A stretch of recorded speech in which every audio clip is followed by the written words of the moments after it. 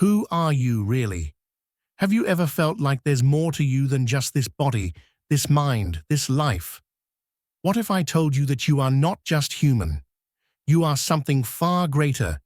You are not a powerless being wandering through existence. You are the universe itself, experiencing life through human form. The very fabric of reality flows through you, yet you've been conditioned to forget.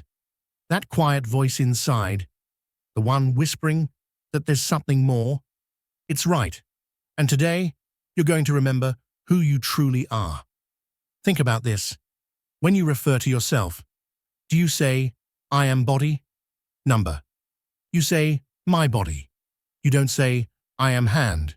You say, my hand. That means deep down, you already know. You are not the body. Your body is simply a vessel. But you are eternal. The real you is not flesh and bones. You are the awareness behind it all. A fragment of the infinite consciousness that shaped this universe. Here's the most powerful realization. You are creating your reality every single second. Your thoughts are not just thoughts. They are blueprints.